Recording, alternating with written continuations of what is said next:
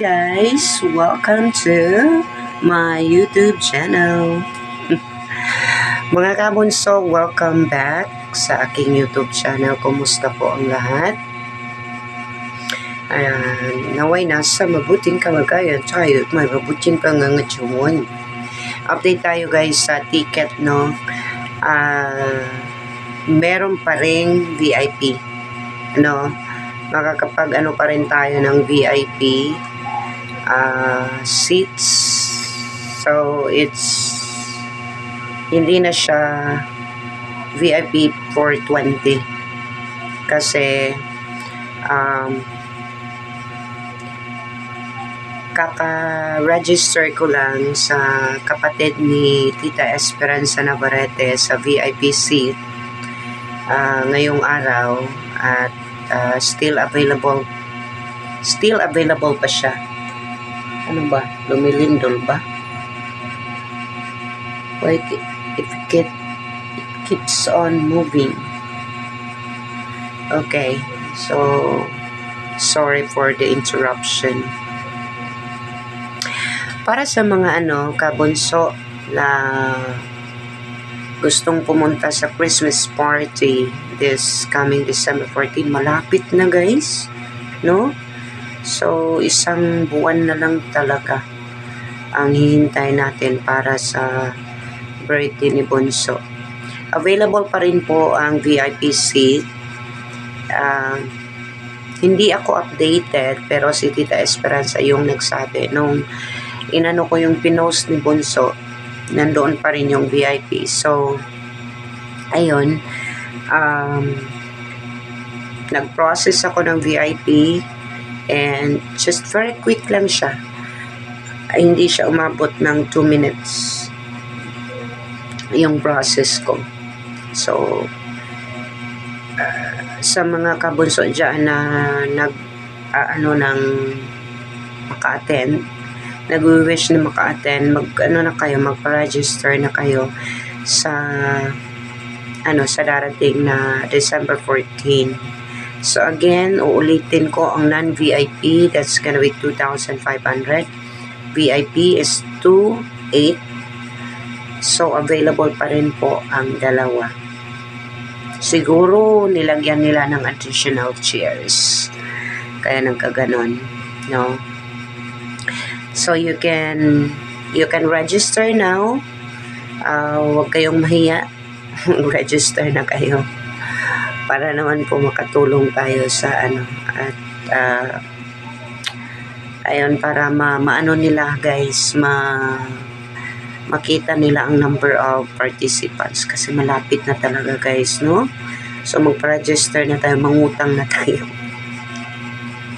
Mangutang at magpa-register tayo, no?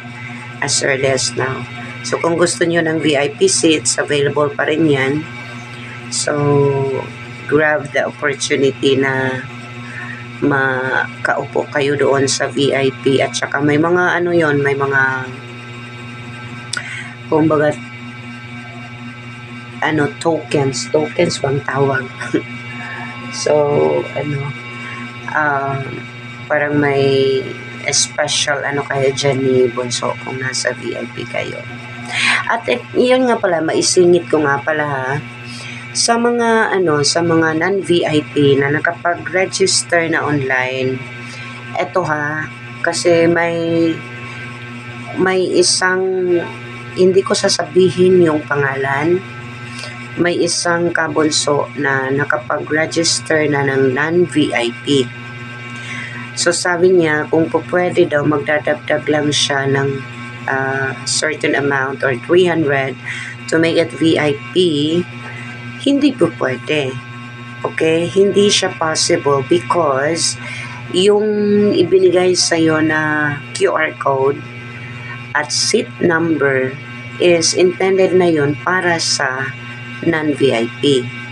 So, hindi siya possible na magdadagdag ka lang ng ng 300 pesos or kahit 500 to make it VIP para mapunta ka doon sa VIP seat. So, that's not possible, guys. Hindi siya talaga posible na i-upgrade mo. Walang upgrade dyan, no? Hindi siya pwede na magdadagdag ka. So, unless kung bibili ka ulit ng another ticket, which is a VIP section, I think that's possible, no? Ano mo lang sa ibang name, I guess. I don't know what's the setup. Basta, yun, idea ko lang yan, mga kapunso. Hindi siya posible na magdadagdag kayo ng like 300 pesos to make it VIP. Okay? Para nasa iisang tayo. Sa akin, opinion lang yan na, pero I guess that's what it is. Okay? So, hindi siya po pwede kasi online man siya. No? Pwera na lang siguro kung tao ang binayaran natin, like kay Daya or Dia, doon tayo nagbayad, at saka sabihin natin na i-upgrade ko na lang, doon na lang ako sa VIP. Pwede siguro, no? Pwede siguro, pero sa ganito online yung process, hindi siya pwede. Okay? So yun lang ang ibig kong sabihin, update, na meron pa rin pong VIP and still ongoing pa rin po yung registration as per Bunso sa kanyang post last October 3. Hindi pa rin ako magpaniwala, guys, na makakapag pa rin ng VIP. Anyways, yun lang ang ibig kong iparating sa inyo ngayon. That's all for tonight. This is your Inday. God bless.